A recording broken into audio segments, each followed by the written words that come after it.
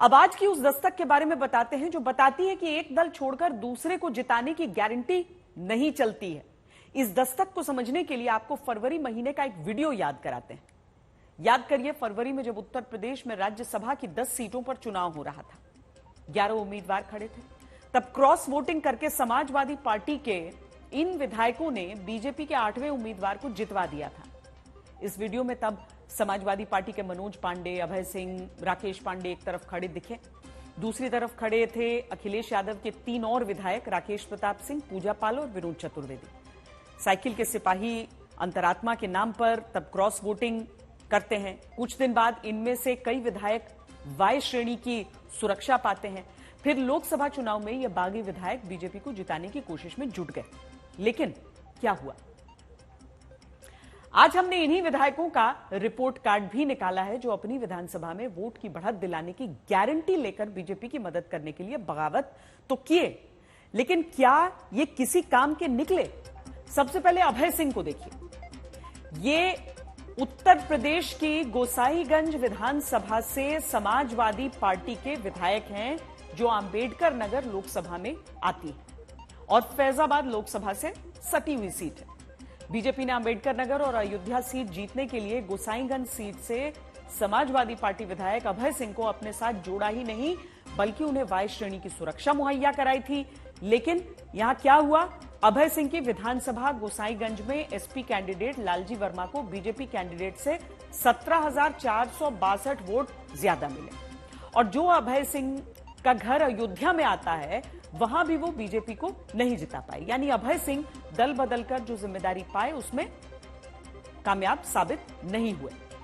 अभय सिंह के साथ ही जलालपुर विधानसभा के राकेश पांडे बीजेपी के साथ आए। ये भी इनकी जलालाबाद विधानसभा अंबेडकर लोकसभा में आती है, लेकिन राकेश पांडे अपने ही बेटे और बीजेपी उम्मीदवार रितेश पांडे को एसपी उम्मीदवार से ज्यादा वोट नहीं दिला पाए। इनकी विधानसभा में समाजवादी पार्टी 27,357 वोट से आगे रही। यानी ये भी जिस काम के लिए आए वो कर नहीं पाए। अब जरा मनोज पांडे को याद करिए।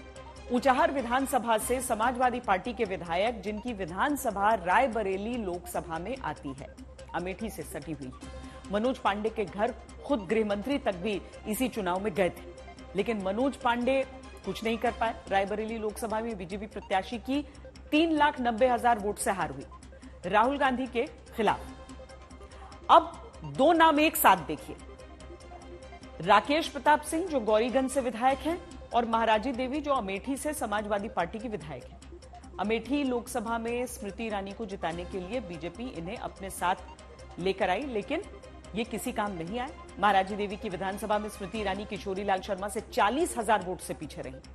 वहीं राकेश प्रताप सिंह की विधानसभा गौरीगंज में 33,000 वोट से स्मृति ईरानी पिछड़ गई। यानी ये दोनों विधायक जिस काम के लिए आए थे वो काम नहीं करा पाए। इस तरह ये रिपोर्ट कार्ड बताता है कि जो लोग जिताने की गारंटी लेकर बीजेपी में आए, उत्तर प्रदेश में वो असल में किसी के काम नहीं आए। अब उत्तर प्रदेश को लेकर लगातार दस्तक देती हलचल दिल्ली से लखनऊ तक मची हुई है। कल जब बीजेपी शासित सभी राज्यों के मुख्यमंत्री भी दिल्ली आ रहे हैं, अब क्या बात यूपी के नतीजों पर भी होगी, जहां सिर्फ सीट ही नहीं घटी बल्कि बड़े मंत्री बड़े अंतर से चुनाव हारे। स्मृति ईरानी अमेठी से 1,67,196 वोट से हारी। कौशल किशोर मोहनलालगंज से 70,292 वोट से हारे। जालौन से भानु प्रताप वर्मा को 53,898 वोट से हार मिली। अजय मिश्र टेनी को लखीमपुर खीरी से 34,329 वोट से हार मिली। साध्वी निरंजन ज्योति फतेहपुर से 33,199 वोट से हारी। संजीव बालियान मुजफ्फरनगर में 24,672 वोट से हारे। महेंद्र नाथ पांडे को चंदौली में 21,565 वोट से हार मिली। अब उत्तर प्रदेश में भीतर घात के दावे करते बयान बढ़ते जा रहे हैं। कोई कह रहा है कि अति आत्मविश्वास ने पार्टी को नुकसान पहुंचाया, कोई कह रहा है पार्टी के भीतर के लोगों ने हराया। मंत्री सुरेश खन्ना तो यहां तक कह गए कि पार्टी में कुछ लोगों को लगने लगा था कि वो तो जीतेंगे ही जीतेंगे और इसी ओवर कॉन्फिडेंस में हार गए। ये ओवर कॉन्फिडेंस था, ये महसूस करते थे कि हम तो जीत ही गए। और भी कई कारण हैं, लेकिन उसमें सबसे बड़ा कारण यही है कि अति आत्मविश्वास की वजह से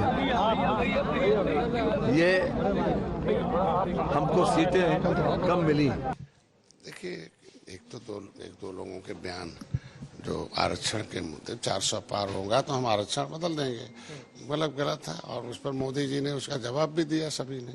लेकिन हम उस जो नैरेटिव सेट किया विपक्ष ने, तो उसके वजह से भय दिखाया दलितों में जो 23% के, और भय दिखाकर उनके अंदर झूठ बोल कर लिया गया। और उसमें हम लोग को अपने जो विकास थे, अच्छे काम थे, उसको समझाने में हमें लगता है कि हम लोग नाकामयाब रहे। मुझे 15 दिन पहले से लग रहा था कि कुछ गड़बड़ जरूर है, लेकिन जो हमारा जमीनी कार्यकर्ता था वो तन मन से लगा रहा है।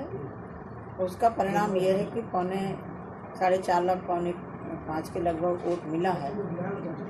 दूसरा, मुझे ऐसा लग रहा है कि फतेहपुर में जो काम हमने शुरुआत की थी उसमें कहीं ना कहीं विराम जरूर लगा है। जिन लोगों ने मोदी जी के इस मुहिम में रोड़े अटकाए हैं उनको जरूर चिन्हित करके ऊपर बात करेंगे। कुछ अधिकारी समाजवादी पार्टी के एजेंट के रूप में काम कर रहे थे। समाजवादी पार्टी के लोगों ने कुछ बड़े अधिकारियों से मिलकर बहुत मोटा पैसा देकर के ऐसी जगह एक योजना के तहत उनको सेट कराया जहां पे पार्टी हमारी मजबूत थी, उसको हराया जा सके। तो ये सब कई कारण इस तरह के हैं बड़े बड़े, जिन कारणों से कहीं ना कहीं नुकसान हुआ। ये पार्टी का मंथन का विषय है। पूरे प्रदेश का जो फीडबैक है, गाजियाबाद में अकेले 10,000 से ज्यादा गाड़ियां भाजपा कार्यकर्ताओं को ये नोटिस गया कि अपनी गाड़ियां जमा करा दिए, चुनाव में काम आएंगी। अब से पहले तो नहीं आई। जीत तो आपसे जीत होगी, चूक कहां से हो गई, कहां कमी रह गई? कमी वातावरण में थी, अकेले रायबरेली में नहीं थी, रायबरेली अमेठी में नहीं थी, संपूर्ण उत्तर प्रदेश में थी। तो जो भ्रम फैलाया गया उत्तर प्रदेश के भीतर, मैं समझता हूं उसमें विपक्षी लोगों को सफलता मिली है। अभी चुनाव बीता है, भ्रम पूरी तौर पे स्पष्ट जरूर हो जाएंगे 2, 4, 6 दिन में, 8 दिन में। हम लोग उस पर भी जानकारी करेंगे कौन कौन से ऐसे भ्रम थे जिनके कारण जनता भ्रमित होकर के और समाजवादी पार्टी के साथ गई।